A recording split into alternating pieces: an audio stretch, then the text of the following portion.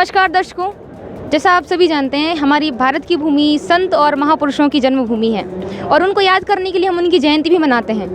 उन्हीं में से एक संत हैं संत कबीरदास जी। और जब हम सतलोक आश्रम बैतूल पहुंचते हैं तो हमें एक चर्चा सुनाई दी। कुछ लोग कह रहे थे कबीर जयंती मनानी चाहिए और वहीं संत रामपाल जी महाराज जी के शिष्यों का कहना है कि वो कबीर प्रकट दिवस मनाते हैं। इस चर्चा को आगे बढ़ाते हैं और सबसे पहले हम क्वेश्चन करेंगे जो संत रामपाल जी महाराज जी के अनुयायी हैं, उनसे जानेंगे कि वो क्यों कबीर प्रकट दिवस सेलिब्रेट कर रहे हैं। नमस्कार जी। नमस्कार। क्या नाम है आपका? मोनिका दासी। मैम, हम आपसे जानना चाहेंगे, यहाँ पर जैसे समागम चल रहा है तो हमें पता चला कि आप लोग कबीर प्रकट दिवस मना रहे हैं। मतलब अन्य जो लोग हैं वो कबीर जी को मानते हैं लेकिन वो कबीर जयंती मनाते हैं और आप भी कबीर जी को ही मानने वाले हैं लेकिन आप प्रकट दिवस मना रहे हैं। इसके पीछे क्या कारण है? जी, बहुत अच्छा सवाल किया मैडम आपने कि जो आपने पूछा है कि भाई कबीर प्रकट दिवस मना रहे हैं और कबीर जयंती मनाते हैं, तो इसमें बहुत बड़ा अंतर है। क्योंकि जो कबीर साहब जी थे तो वो माँ के पेट से जन्म नहीं लिया था, उन्होंने वो शरीर आए थे और कमल के फूल पे प्रकट हुए थे। और जो जगत के लोग हैं उनको तो आज तक यही मालूम है कि कबीर जी का जन्म हुआ है, बल्कि उनका जन्म नहीं हुआ था, इसलिए वो जयंती मनाते हैं। और हमें ये पता है कि कबीर परमेश्वर जी प्रकट हुए थे शरीर, इसलिए हम उनका प्रकट दिवस मना रहे हैं। जी तो सर, इन लोगों का कहना है कि कबीर जी प्रकट हुए थे, आप लोग क्या कहना चाहेंगे? अरे मैडम, ये तो कुछ भी मन मुताबिक बातें करते रहते हैं। हमने तो अभी अपनी पुस्तकों में पढ़ा है और धर्मगुरुओं से भी सुन रखा है कि कबीर जी का जन्म हुआ था, वो भी एक विधवा ब्राह्मणी से हुआ था और वो अपने शर्म के मारे जाके तालाब के फूल पर छोड़ आई थी, फिर उनकी परवरिश की लीला की नहीं माने। तो ये सब तो मन मुताबिक बातें हैं कि कबीर जी प्रकट हुए थे। तो हम आपसे जानना चाहेंगे, क्योंकि मैंने भी यही पढ़ रखा है कि जो कबीर जी हैं उनका जन्म एक विधवा ब्राह्मणी से हुआ और आप लोग बता रहे हैं कि वो प्रकट हुए हैं, क्या कहना चाहेंगे? इसका जवाब मैं देना चाहूँगी। यही तो सबसे बड़ी विडंबना है कि लोगों को यही नहीं पता कि उनका जन्म हुआ है, कि वे प्रकट हुए। हाँ, जो एक बार हम मान भी लें कि उनका जन्म हुआ है तो हम उस विधवा ब्राह्मणी का नाम तो बता दो, उनका कुल तो बता दो, उनकी माता का नाम बता दो जिसने ऐसे महापुरुष को जन्म दिया जो एक महान कवि, एक महान संत और वेदानुसार परमात्मा बना। तो ये जो चर्चा है वो बढ़ते ही जा रही है। इनका प्रश्न है कि उनकी माता का ही नाम बता दो जिन्होंने ऐसे महापुरुष को जन्म दिया, क्या कहेंगे? उनके माता पिता का नाम तो हमें नहीं पता। हमारे जो धर्मगुरु हैं उन्होंने हमें यही बताया है कि वो विधवा ब्राह्मणी के यहाँ पैदा हुए थे और उनका नाम अगर आपको पता है तो आप ही बताओ। तो अगर आप जानते हैं उनकी माता पिता का नाम तो आप ही बताइए। जी, जिसका कभी जन्म ही नहीं हुआ हो तो उसके माता पिता हो सकते हैं क्या कोई?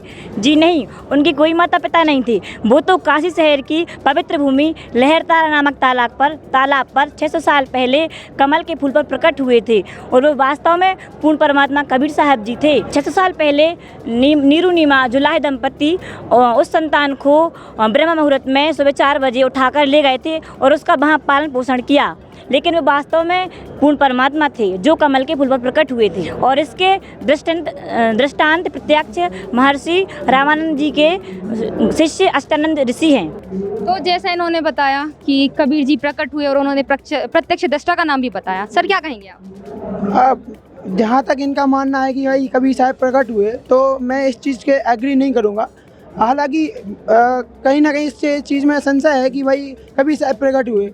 भाई आज तक मैंने ऐसा नहीं सुन रखा है कि भाई कोई प्रकट होता है, क्योंकि हमने अभी तक जितनी भी संत महात्मा हुए, जितने भी हमारे भगवान हुए, चाहे वो रामचंद्र जी हुए, कृष्ण जी हुए, सारे लोगों की जयंती मनाते हुए सुना हुआ है। किसी का प्रकट हो वो सब मनाते हुए नहीं सुना है। चलिए एक बात मान भी लेते हैं, कबीर साहब प्रकट हुए तो वो प्रकट हुए हैं, चलिए मान लिया, लेकिन भगवान कैसे हो सकते हैं? ये सबसे बड़ा पॉइंट है हमारा। आप लोग भगवान मान रहे हो उनको, कबीर साहब जी को, जबकि वो अगर चलिए ठीक है प्रकट होते हैं लेकिन भगवान कैसे होते हैं? हमने अभी तक जितने भी स्कूल का सिलेबस हैं कहीं पर भी हमने ये कहीं भी नहीं पढ़ा है, ये कहीं पर भी नहीं देखा है कबीर साहब भगवान। हमेशा उनको संत महात्मा या कवि के रूप में पढ़ा है, समझा है और देखा है। तो सर, एक बहुत बड़ा प्रश्न चिन्ह खड़ा होता है कि मैंने भी पढ़ाई की है, मैंने भी यही सुना है वो एक कवि थे, एक संत थे, लेकिन आप लोगों ने भगवान बताते हैं, क्या प्रमाण है आपके पास? देखिए, कबीर परमेश्वर जी जो थे वो वास्तव में ही परमात्मा है। इसका प्रमाण हमारे पवित्र वेदों में मिलता है। ऋग्वेद, यजुर्वेद, सामवेद, अथर्ववेद, ये चारों वेद पवित्र हिंदू धर्म की सबसे उच्च मान्य पुस्तकें हैं। इनके अंदर उस परमात्मा कबीर जी का प्रमाण मिलता है कि वो कबीर ही परमात्मा है।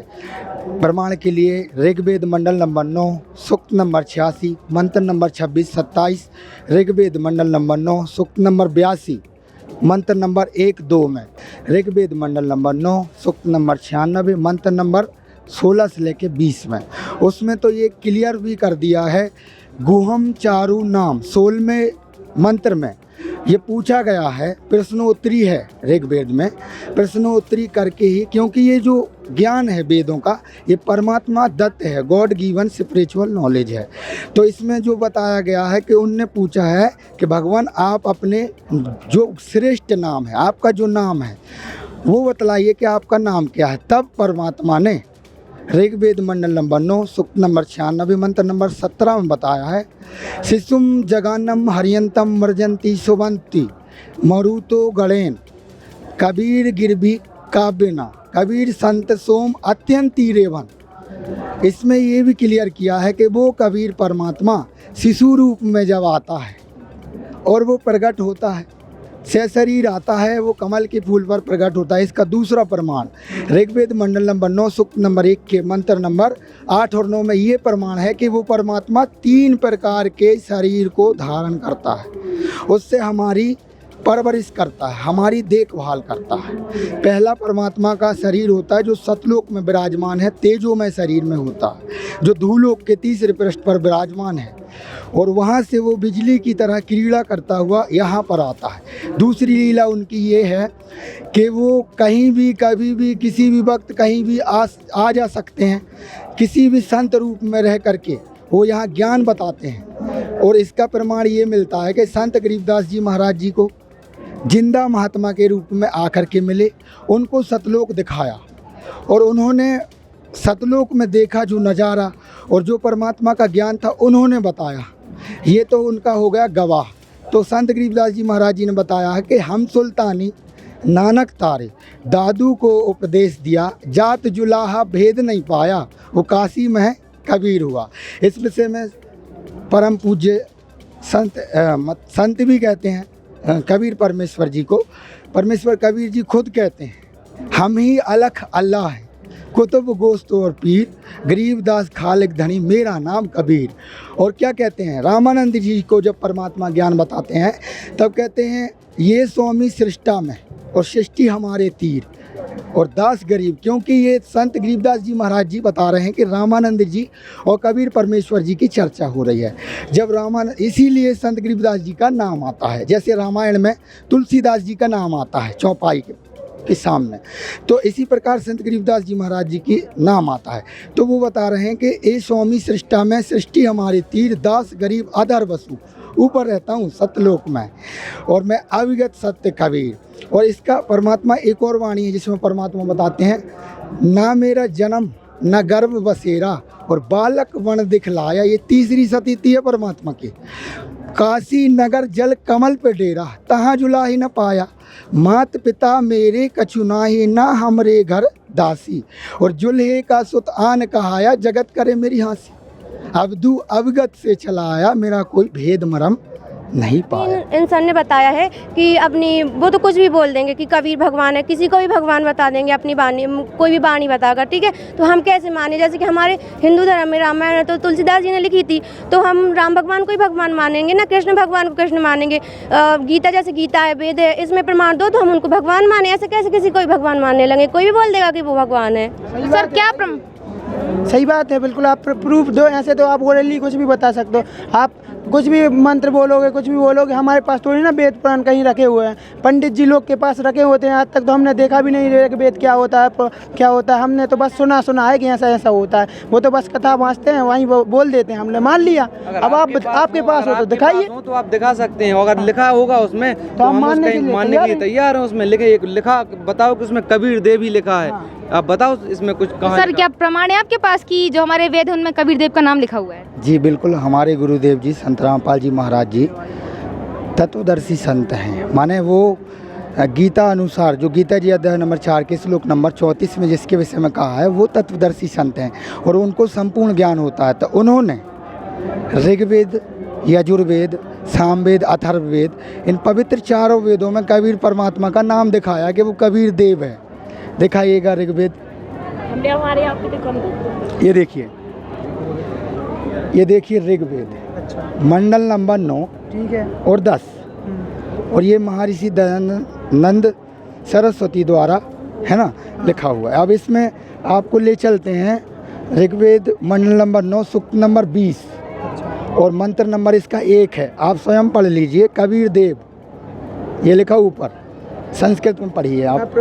कबीर देवार या बाकी तो मेरे को नहीं आता है, आप हाँ ठीक है। कबीर देव वो है परमात्मा कबीर देव, ठीक है, जो सबका रक्षक है, विद्वानों की तृप्ति के लिए ज्ञान देता है, ज्ञान सुनाता है। दूसरा प्रमाण आपको दिखाते हैं ऋग्वेद मंडल नंबर 9 सूक्त नंबर 86 का मंत्र नंबर 26 आपको दिखाते हैं, जिसमें कबीर अतो शब्द है, परमात्मा के लिए है कि वो कबीर अतो है, ठीक है। अभी जो दास ने कहा कि ऋग्वेद मंडल नंबर 9 सूक्त नंबर 86 मंत्र नंबर 26 आप पढ़िएगा, इसमें देखिएगा कि ये लिखा है कबीर अतो। स्पष्ट रूप से ये नाम है, परमात्मा के विषय में कहा गया है, ठीक है। अब अपन ऋग्वेद में एक और मंत्र है जो ऋग्वेद मंडल नंबर 9 सूक्त नंबर 96 का मंत्र नंबर, उसमें ये भी क्लियर होता है कि वो जो कवि की उपाधि भी प्राप्त करता है, ठीक है। हाँ वही है, ये देखिएगा भाई साहब, इसमें स्पष्ट रूप से लिखा कबीर गिरवी काव्य ना। ये यहाँ भी परमात्मा का ये मंत्र भी परमात्मा के कबीर जी के पक्ष में जाता है कि उसका नाम कबीर देव। ठीक है, हमने आपकी बात मान ली और वेद भी आपने वेद में लिखा बताया है कि इसमें कबीर देव लिखा है, मान भी लेके वो कबीर देव है। लेकिन हम ये कैसे माने कि क्योंकि हमारे आदि अनादि काल से और हमारे जितने भी पंडित लोग या संत महात्मा जिसको हम लोग गुरु मानते हैं उनने सब यही बताया कि श्री राम भगवान है। लेकिन हम ये कैसे मान लें कि ये जिसकी आप बात कर रहे हैं या वेद में ये लिखा है कबीर देव, ये जो काशी में प्रकट हुए हैं या जो काशी में आप आए जो कबीर दास हैं वही कबीर परमात्मा है या आप वही आपके कबीर साहब, हम ये कैसे मान लें? वेद और शास्त्र तो बहुत पुराने हैं ना, अनादिकाल से चलते आ रहे हैं। हम लोग ने यही सुना है कि वेद और पुराण तो बहुत पहले से आए हुए हैं। समुद्र मंथन हुआ था तब वो वेद और पुराण हुए। कबीर साहब तो 600 साल पहले आए, अब समुद्र मंथन में ये हुआ और 600 साल पहले कबीर साहब आए। इनका तो कोई लिंक हो ही नहीं रहा है ना भाई। कुछ तो ऐसा दो कि जिससे हमें कन्फर्म हो कि ये वही कबीर साहब हैं जिनके बारे में ऋग्वेद यजुर्वेद जिनका प्रमाण बता रहे हैं, ये वही कबीर साहब हैं जिनका आप प्रकट दिवस मना रहे हैं। क्योंकि शंका इसलिए हो रही है क्योंकि ये आदि अनादि काल से चले आ रहे हैं, हजारों 5-10 हज़ार लाखों वर्षों से। और अभी कबीर साहब अभी 600-700 वर्ष पहले आए थे, जिसके लिए हम कबीर दास कहते हैं। भाई आप इसके लिए लिखा कुछ बताइए हमें, ताकि हमें कुछ संतुष्टि हो। सर आप कुछ प्रूफ देना चाहेंगे? जी इसका प्रूफ ऋग्वेद में ही है। ऋग्वेद मंडल नंबर 9 सूक्त नंबर 1 के मंत्र नंबर 8 और 9 में यह प्रमाण है कि वो परमात्मा 3 प्रकार से जब उसको उग्र गतियाँ प्रेरणा करती हैं तब वो परमात्मा 3 प्रकार के शरीर को धारण करता है। और वो क्या करता है, देखिए ऋग्वेद मंडल 9, ठीक है, ये 8 और 9 मंत्र में आप 8 में देखिए और 9 में उस पर उसको जब जो परमात्मा होता है उसको जो उग्र गतियाँ माने ये संसार में जो विकृति परिस्थितियाँ हो जाती हैं, हाहाकार मच जाती, तब परमात्मा वहाँ से 3 प्रकार के वो करता है, शरीर धारण करता है। उससे हमारी परवरिश की लीला होती है। उसमें से पहला ये है कि वो परमात्मा कमल के फूल पर प्रकट होता है और उसकी परवरिश की लीला आप इसी में देखेंगे कुंवारी गायों से होती है। कुंवारी गाय कभी दूध नहीं देती। शिशु, ये देखो शिशु रूप परमात्मा को शिशु, शिशु में लिखा धैनव माने गाय, सिलंती माने ये धैनव जो गाय हैं ये अभी अधन्या बिना धनाई माने जो कुंवारी गाय होती है वो दूध नहीं देती कभी, लेकिन कबीर परमात्मा के लिए देती है। और ऐसी लीला जो करता है वो परमात्मा होता है। तो ऐसी लीला आप बता दीजिए किसने की? ऐसी लीला देखिए जिस प्रकार से आप रामायण से रामचंद्र जी के विषय में जानते हैं, इसी प्रकार से कबीर साहिब जी को जानने के लिए आपको कबीर सागर को पढ़ना पड़ेगा, कबीर सागर में जाना पड़ेगा। अगर आप उसमें जाएंगे उसमें देखेंगे तो कबीर साहिब जी की लीलाओं में ये वर्णन है कि कबीर साहिब जी ने कुंवारी गायों से दूध पिया। इसका दूसरा प्रमाण दास देता है। दूसरा प्रमाण ये है कि संत गरीबदास जी महाराज जी को ये गवाह कहलाए। ये तो हो गई थूरी परमात्मा की और वो कहलाते हैं गवाह। तो संत गरीबदास जी महाराज जी को मिले कौन? परमात्मा कबीर जी 10 वर्ष की आयु में। तब उन्होंने सतलोक दिखाया, वहाँ से वापस जब लाए परमात्मा और वापस छोड़ा और उनके अंदर सारा ज्ञान दे दिया वो जो कबीर जी के बारे में है। तब उन्होंने एक वाणी बोली थी। उन्होंने वाणी क्या बोली है? संत गरीबदास जी महाराज जी की एक वाणी है जिसमें उन्होंने बताया कि हम सुल्तानी नानक तारे दादू को उपदेश दिया, जात जुलाहा भेद न पाया, वो काशी वाला कबीर हुआ। इसमें ये प्रमाण करते हैं वो कि वो काशी वाला कबीर ही परमात्मा है। वही यही चीज़ स्वयं नानक जी बोलते हैं। नानक जी के गुरु ग्रंथ साहिब के पृष्ठ नंबर 24 पर ये वाणी अंकित है कि फाई सूरत मलुक की वेश, ये ठगवाड़ा ठगी देश, खरा सियाणा बहुतावार, ये धानक रूप रहा करतार। और 721 पर लिखा हुआ है, एक अर्ज गुप्तम पेश तो दरकून करतार, हक्का कबीर करीम तू बेअब परवरदिगार। तो आपके कहने का मतलब ये है कि जो सबका मालिक एक है वो कबीर साहब है क्या? तो आपने तो अभी क्या बताया, एक तो सिख धर्म के अकॉर्डिंग बताया, दूसरा हिंदू धर्म के अकॉर्डिंग बताया। भाई जो ईसाई धर्म को मानने वाले हैं, मुस्लिम धर्म को मानने वाले हैं, वो तो अपना एक पर्टिकुलर भगवान मानते हैं। जैसे ईसाई धर्म हैं वो मानते हैं ईसा मसीह को ही अपना भगवान मानते हैं, मुस्लिम धर्म को हैं वो अल्लाह एक को मानते हैं। तो सबका मालिक अगर एक है तो वो एक कौन है? अगर एक कबीर है तो सभी सदग्रंथों से, आप सभी धर्मों से अगर प्रमाणित करोगे तो हम इस चीज़ को एक्सेप्ट करेंगे और मान लेंगे भाई ये कबीर साहब जो आप बता रहे हो वही सबका मालिक एक है। सर क्या कहेंगे इस विषय में? दास तो ये कहना चाहेगा कि भाई साहब से निवेदन है कि आप संत रामपाल जी महाराज जी का सत्संग जरूर सुनिएगा। सत्संग जब आप सुनेंगे तो उसमें गुरु जी एक विषय की बात नहीं लेते हैं, पवित्र चारों धर्मों के पवित्र सदग्रंथ दिखाते हैं। उसमें से एक कुरान शरीफ भी है और कुरान मजीद भी है, जिसमें सूरत फुरकानी 25, पवित्र कुरान शरीफ सूरत फुरकानी 25 आयत नंबर 52-64 में 52 आयत में लिखा है, फला तुतियल काफिरन बिही जहादन कबीरन। उस परमात्मा का नाम कबीर देव है स्पष्ट। उसमें भी कबीरन, खबीरन, खबीरा ये परमात्मा के लिए शब्द कहे गए हैं कुरान शरीफ में। अब रही बात बाइबल की, तो आर्थो बाइबल एक है, ऑर्थोडॉक्स ऐसा कुछ नाम है उसका, जिसमें ये बताया है, उसका श्लोक नंबर है 36, उसमें लिखा है ऑलमाइटी गॉड कबीर। तो सर इन्होंने तो बहुत सारे जो सर्वशक्तिमान परमात्मा है। सर इन्होंने बहुत सारे प्रूफ दे दिए जो हमें मतलब दर्शकों, संत रामपाल जी महाराज जी के अनुयायियों ने जो प्रूफ दिखाए हैं वो हमें इस बात को मानने पर मजबूर करते हैं कि कबीर परमात्मा है। तो अभी आप लोगों का क्या प्रश्न? ठीक है मैडम, हमने ये तो मान लिया कि इन्होंने कुछ प्रूफ दे दिया, हम तो मान लिए, लेकिन मन में हमारे फिर भी शंका है कि कबीर ही परमात्मा, क्योंकि एक दोहा है, राम नाम रटते रहो जब तक घट में प्राण, कहूँ तो दीनदयाल के भिनक पड़ेगी कान। तो क्या वो राम कोई और था? तो सर अब इन्होंने एक नया वाणियाँ हैं कई बार, जैसा कि बहन ने बताया, मेरी सिस्टर ने बताया कि भाई कबीर साहब जी जो हैं वो कई बार उजागर करते हैं अपनी वाणियों में, साखियों के शब्दों के माध्यम से राम का, कृष्ण का नाम उजागर करते हैं। तो इसका मतलब हम लोग यही मानते हैं कि भाई कबीर साहब जो हैं, कबीर जी जो हैं वो क्या हैं? एक संत हैं, और राम हैं, कृष्ण हैं, वो भगवान हैं। तो बहुत सारी ऐसी वाणियाँ हैं जिनमें इन्होंने कहा है कि भाई राम जी के बारे में बताया गया। जैसे बहन ने एक वाणी बताई कि राम नाम रटते रहो जब तक घट में प्राण, कहूँ तो दीनदयाल की भनक पड़ेगी कान। तो राम नाम रटने की बात की रही है। तो भाई राम के बारे में बोला जाए, उन्होंने ये तो नहीं बोला कि मेरी पूजा करो, मैं ही भगवान हूँ, ये कहीं बोला है? क्या कहेंगे आप? अभी इनकी तरफ से एक क्वेश्चन आया है कि वो अपने आप को राम का भक्त बताते हैं। देखिए, परमात्मा की कबीर साहिब जी की ही वाणी है कि एक राम दशरथ का बेटा, एक राम घट घट में बैठा, एक राम का सकल पसारा, एक राम त्रिभुवन से न्यारा। जो परमात्मा ने, जो कबीर साहिब जी ने जो ये बोला है, तो वो कोई राम अलग है। ये जिस राम की, दशरथ के बेटे के राम की बात कर रहे हैं, ये वो नहीं है। ये तो त्रेता युग में आए थे भाई, इनकी एक ड्यूटी थी, जैसे कि किसी का वो होता है तो इन्होंने जन्म लिया और इनकी मृत्यु हो गई, लेकिन ये त्रेता युग में आए थे। लेकिन हम सतयुग और पहले से जिस राम की पूजा कर रहे हैं वो कौन है? जरा इनसे पूछिएगा कि वो राम कौन है भाई, उसके बारे में कबीर परमात्मा किसके बारे में कह रहे हैं, इनको ये नहीं पता है। मैडम एक क्वेश्चन और है कि तुम कौन राम का जपते जापम तिन से कटे ना तीनों तापम, बताइए वो कौन राम है जो हमारे पाप कर्म को काट सकता है? संत गरीबदास जी ने भी स्पष्ट किया हुआ है कि राम राम सब जगत बखाने, आदि राम कोई बिरला जाने। तो वो आदि राम है कौन, इनसे पूछिए ना। एक फिर से प्रश्न खड़ा होता है, राम राम सब जगत बखाने, आदि राम कोई बिरला जाने। मतलब सतयुग था, त्रेता युग से पहले, उस समय भी एक राम की पूजा हुआ करती थी। क्या आपको पता है वो राम कौन थे?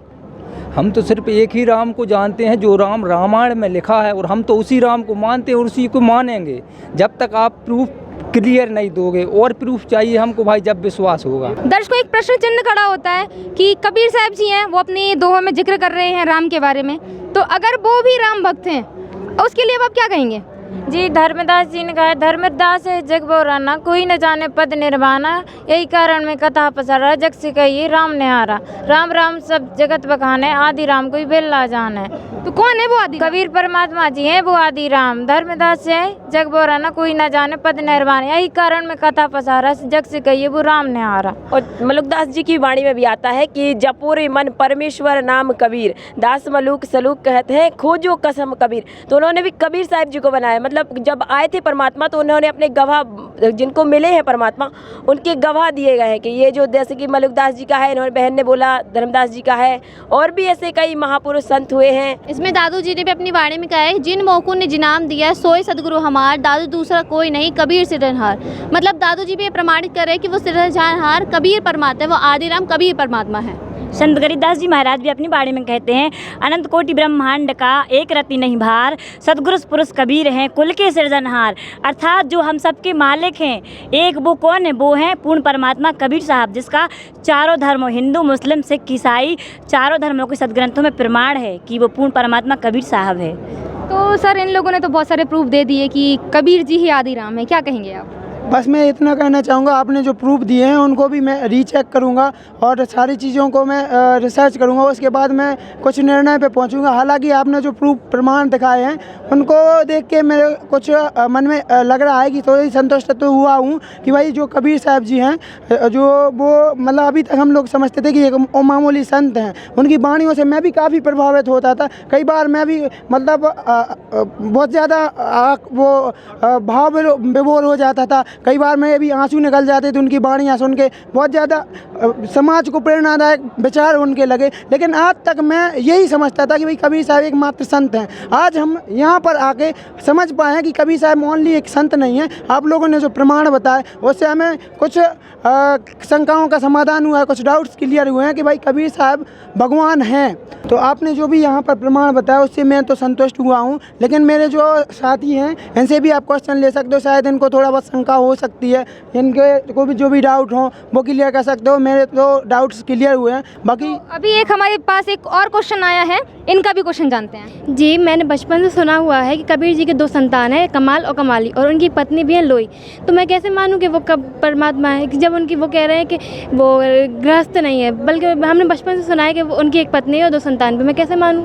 क्या कहना चाहेंगे सर? इसका मैं जवाब देना चाहूँगी। कबीर साहिब जी अपनी वाणी में कहते हैं कि मात पिता मेरे कछु नाही, ना मेरे घर दासी, जुल्हे का सुत आन कहाया, जगत करे मेरे हासी। परमात्मा बताते हैं कि ना मेरे माता पिता है, जैसा भाइयों ने प्रमाणित किया कि उनके माता पिता नहीं है, वे सहचरी लहरतारा तालाब नामक स्थान पर प्रकट हुए, और उनकी कोई दासी नहीं अर्थात पत्नी नहीं। तो ये जो भाई बहन कह रहे हैं कि इनकी पत्नी है लोई, तो ये सारी विडम्बना है, ये सारी भ्रमना है कि उनकी कोई पत्नी है। और रही बात कमाल और कमाली की, तो उनकी एक अलग कथा है। जो कमाल जी थे, जो दिल्ली के राजा थे सिकंदर लोदी, उनके एक धार्मिक पीर थे शेख तकी जी, और कबीर परमेश्वर जी से सिकंदर लोदी ने नाम दीक्षा ले रखी थी। तो उनके जो धार्मिक पीर थे शेख तकी जी, उनको ईर्ष्या होती थी कि इनसे क्यों नाम दीक्षा ले रखा है, ये मेरी पूजा क्यों नहीं करता। तो ईर्ष्यावश उन्होंने पूछा कि अगर ये भगवान है इसको सिद्ध करो, अगर ये किसी मृत प्राणी को जीवित कर देगा तो मैं मान लूँगा कि ये भगवान है। उसी समय जलाशय के किनारे एक मृत शरीर पड़ा हुआ आया, एक छोटे 12 से 13 वर्ष के बच्चे का। तो कबीर परमेश्वर ने उसके सर के ऊपर आशीर्वाद भरा हाथ रखा और वह जीवित हो गया। तो आसपास के जो श्रद्धालु, जो सैनिक खड़े थे, उन्होंने बोला वाह कबीर साहब कमाल कर दिया, और उस बालक का नाम कमाल हो गया।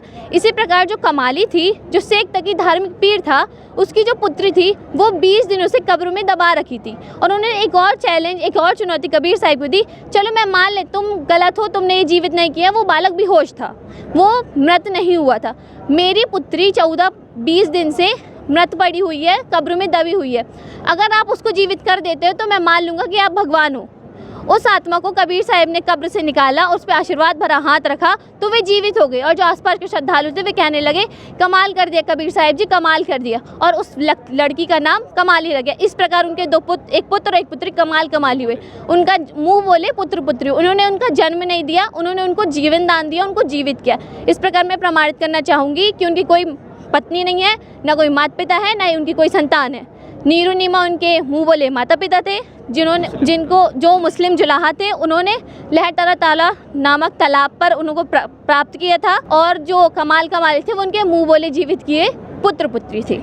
तो दर्शकों, जब भी संत रामपाल जी महाराज जी से कोई प्रश्न किया जाता है तो बड़ी शालीनता के साथ में वो उन प्रश्नों का उत्तर देते हैं। अगर इनका और भी कोई क्वेश्चन है हम उनसे जानेंगे। मेरा ये क्वेश्चन है कि ठीक है, मान लिया जैसे अभी बहन जी ने बताया कुछ वाणी बोली संतों की, उन संतों के बारे में ज़्यादा परिचित तो नहीं हूँ, लेकिन उन्होंने जो वाणी बोली मैंने मान लिया। और भाई साहब ने भी अभी गीता वेद शास्त्रों से मतलब प्रमाणित किया कि कबीर साहिब परमात्मा है और वो आदि राम भी हैं, उसको मान लिया। ठीक है, ये बहन जी ने कुछ वाणियाँ बोली, उससे हमें हद तक संतुष्टि मिली है। भाई साहब ने भी उन्होंने हमें वेद शास्त्रों से प्रमाणित करके बताया कि ये कबीर देव हैं, वही भगवान है, और जो काशी में प्रकट हुए वही कबीर परमात्मा, वही आदि राम है। लेकिन एक दुख हमें इस बात का है, बहुत दुख है कि अभी तक मेरी 33 साल की उम्र हो चुकी है, अभी तक मैं राम राम जपता आ रहा हूँ, लेकिन किसके लिए? दशरथ पुत्र के लिए। और आप लोगों ने अभी प्रमाणित किया कि दशरथ पुत्र तो कोई कुछ है नहीं है, मतलब वो आदि राम तो कोई और ही है। अभी तक मेरे 33 वर्ष की आयु मतलब राम राम करते निकल गई है। और ये हमारे वेद शास्त्रों के मतलब ज्ञाता हैं, अनुद्राचार्य हैं, ठाकुर जी महाराज हैं, और भी दुनिया भर के धर्म हैं, उनने आज तक सच्चाई नहीं बताई। क्या उनके लिए कोई ज्ञान नहीं है? उनके लिए कुछ उनने वेद शास्त्रों की पढ़ा नहीं है। अगर पढ़ा नहीं है तो ये मतलब इतने बड़े स्तर पे इंटरनेशनल लेवल पे मतलब वो अपने प्रवचन कर रहे हैं कि आज तक किसी ने इसका ऑब्जेक्शन उठाया नहीं है। मैं इस चीज़ का शंका समाधान करना चाहता हूँ। दर्शकों, ये बहुत बड़ा प्रश्न चिन्ह खड़ा होता है हमारे धर्म गुरुओं पर। क्या सच में अभी तक उन्हें कोई ज्ञान नहीं था? या जो ऋषि महर्षि थे, जो वेदों के ज्ञाता माने जाते थे, क्या उन्हें भी ज्ञान नहीं था कि कबीर जी परमात्मा है? श्री कृष्ण और श्री राम को भगवान बताने वाले वो ऋषि महर्षि तप करते थे और उन्हें भगवान माना करते थे। अब आप क्या कहना चाहेंगे? यही तो विडम्बना है बहनों और भाइयों, आप लोग पढ़े लिखे होते हुए भी अनपढ़ हैं। अभी तक आपके जो गुरु महर्षि ऋषि संत हुए, इन्होंने कभी ना गीता खोली, ना वेद खोले, ना कुरान खोली, ना बाइबल खोला। लेकिन संत रामपाल जी महाराज एक ऐसे संत हैं, तत्वदर्शी संत हैं, जो कि गीता वेद कुरान बाइबल खोल उंगली रख के बता रहे हैं, पेज अध्याय श्लोक सहित, कि मतलब किस अध्याय किस श्लोक में क्या लिखा है। वेद पढ़ें पर भेद न जाने, बाँचें पुराण 18, और पत्थर की पूजा करें, भूल गए सृजनहारा। जैसे गीता अध्याय नंबर 16 का श्लोक नंबर 23-24 में लिखा हुआ है कि शास्त्र विधि को त्याग कर जो मनमान आचरण करता है उसको ना सुख प्राप्त होता है, ना गति होती है, ना मोक्ष होता है, ना सिद्धि प्राप्त होती है। तो मतलब सब कुछ यूजलेस है, ना उसको सुख मिल रहा है इस मनमाने आचरण से, ना सिद्धि आ रही है और ना ही मोक्ष होगा। जब सिद्धि और सुख नहीं आ रहे हैं तो उसके मोक्ष कैसे हो जाएगा? तो हमारे सब इतने भी धर्म गुरु हैं, सब कुछ गलत ही बता रहे हैं आज तक। आप कुछ कहना चाहेंगे? हाँ जी, अंत में यही कंक्लूजन निकला कि कबीर इज़ ओनली गॉड, जिन्होंने अपने तत्व ज्ञान से अज्ञान का पर्दाफाश कर दिया। और उन्होंने एक वाणी कही है कबीर साहिब ने कि कबीर और ज्ञान सब ज्ञानड़ी, कबीर ज्ञान सो ज्ञान, जैसे गोला तोप का करता चले मैदान। दर्शकों, संत रामपाल जी महाराज जी के शिष्यों द्वारा निष्कर्ष निकाल कर रख दिया गया कि और ज्ञान सब ज्ञानड़ी और कबीर ज्ञान सो ज्ञान, जैसे गोला तोप का करता चले मैदान। अब मेरा फिर से इनसे प्रश्न है कि अगर आपकी कोई शंका है तो आप बताइए। नहीं, हमारी कोई शंका नहीं है। जैसे कि भाई लोगों ने बताया, बहनों ने बताया, शास्त्रों का आधार से हमारे भाई लोगों ने सब ने देखा है, तो हम इस बात से सहमत हैं। अगर यही सब कुछ है तो हम उन वेदों को एक बार और देखेंगे, क्योंकि अभी हमारे को भरोसा तो है भाइयों पर थोड़ा कम है। अगर वो सही निकला तो हम संत रामपाल जी महाराज से दीक्षा ले लेंगे। ठीक है। और अभी शंका तो हम ये वाली शंका तो हमारी ख़त्म हो गई है, लेकिन एक शंका हमें बढ़ गई है हमारे धर्म गुरुओं पे, ठीक है ना, कि अभी तक उन्होंने हमें झूठा ज्ञान बताया, सच्चा ज्ञान नहीं बताया। ये भाई साहब लोगों ने हमें प्रमाणित करके गीता अध्याय वेद शास्त्रों के श्लोक सहित बताए, ठीक है ना, और उसका हम कोई भी हमारे पास ऐसा मतलब पक्का सबूत हमारे पास नहीं मिला कि हमारे जो राम या जितनी हम भक्ति करते वो हमारी भक्ति सही है, ठीक है। इससे हम थोड़े संतुष्ट हुए, हम मानेंगे, उनका सत्संग सुनेंगे, उनकी कुछ पुस्तक पढ़ेंगे, अगर हमें अच्छा लगा तो हम भी नाम दीक्षा लेने को तैयार हैं। तो दर्शकों, जैसा पहले बहुत समय से जो कबीर साहब जी हैं उनकी फाइल एक कवि और एक संत कहकर क्लोज कर दी गई थी, लेकिन आज संत रामपाल जी महाराज जी के शिष्यों ने निष्कर्ष निकाल कर रख दिया कि कबीर साहब कोई छोटी मोटी शक्ति नहीं है, वो पूर्ण परमात्मा है, वो सर्व सृष्टि के रचनहार हैं। इस डिबेट को हम आज यहीं खत्म करते हैं, अगली बार फिर मिलेंगे नई डिबेट के साथ। धन्यवाद।